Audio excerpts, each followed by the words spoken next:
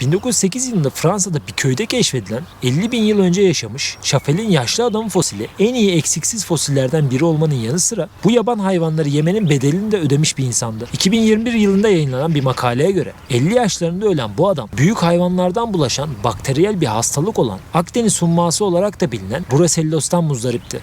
Dünya Sağlık Örgütü'ne göre günümüzde de yaygın olan bu hastalık daha çok sığırlara bulaşıyor ve enfekte olan hayvanlarla doğrudan temas edildiğinde insanlara da bulaşıyor. İşte öldürdüğü hayvanların etini çiğ bir şekilde tüketen bu Homo neandertal yaşlı adamı Akdeniz humması yüzünden haftalarca ve hatta yıllarca süren gece terlemeleri, yüksek ateş ve kas ağrılarıyla yaşamış olmalı. Günümüzde fakir toplumlarda olduğu gibi o zamanlarda karın doyurmak en temel sorunlar arasındaydı. Geçmişte yaşayan insan türlerinin bu yüzden zaman zaman yamyamlık yaptığını da unutmamalıyız. Yamyamlık düşüncesini doğal olarak iğrenç buluyor ve hakaret gibi algılıyoruz. Ama aslında yamyamlık insanlık tarihinin bir parçası. Örneğin İspanya ve Fransa'da bulunan bazı fosillerde Homo neandertallerin yamyamlık yaptığına dair pek çok kanıt var. Örneğin 1990 yılında Fransa'da bulunan 2 yetişkin, 2 ergen ve 2 çocuk kemikleri üzerinde kemirme ve kesik izleri tespit edildi. Bunun kıtlıktan mı yoksa kültürel sebeplerden dolayı mı olduğunu bilmiyoruz. Fakat 2019 yılında yayınlanan bir makale, 120 bin yıl öncesinde havaların ısınmasıyla büyük yünlü ve etli hayvanların azalmaya başladığından bahsediliyor. Eğer bu Homo neandertaller aşırı kıtlık çekmiş ve avlayacak bir şey bulamamışsa son çare olarak yamyamlık yapmış olabilirler.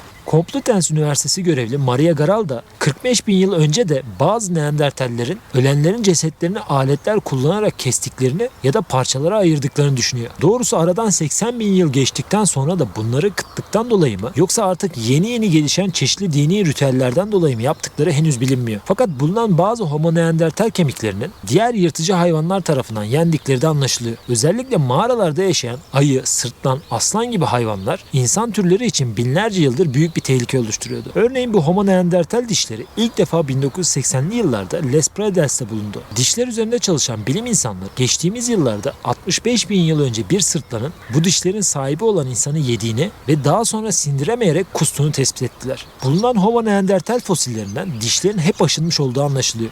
Bu da ellerini serbest bir şekilde kullanabilmek için ağızlarını ve dişlerini bir üçüncü el olarak kullandıklarını gösteriyor. Muhtemelen hayvanların derilerini post, odunlarını ise işe yarar ahşap haline getirmek için tutabildikleri her şeyi dişleriyle ısırıyor, boşta kalan iki eliyle de rahatça çalışabiliyordu. 1993 yılında İtalya Almatura'da dağcılar tarafından keşfedilen bu fosil mağaranın diplerinde kalkerle kaplanmış bir şekilde bulundu. 130 bin yıl önce yaşadığı düşünülen bu Almatura insanı şimdiye kadar bulunan en eksiksiz ve iyi korunmuş neandertal fosillerinden birisini oluşturuyor. Almatura insanının da acıklı bir hikayesi var. Bu insanın mağaranın içlerinde ilerlerken bir yarıktan mağaranın diplerine düştüğü ve oradan çıkamayıp öylece ölmeyi beklediği tahmin ediliyor. Derin bir çukur olduğu için herhangi bir hayvanın girip bu insanı yeme ihtimali de olmamış. Daha sonra üzerinin çökeltilerle kaplanması bu Homo neandertali en iyi korunmuş iskeletlerden birisi haline getirmiş. Ağzındaki dişler neredeyse sapasağlam korunmuş. Bir iki dişini daha yaşarken muhtemelen ağzını üçüncü el olarak kullandığı esnada kırmış ve düşürmüş.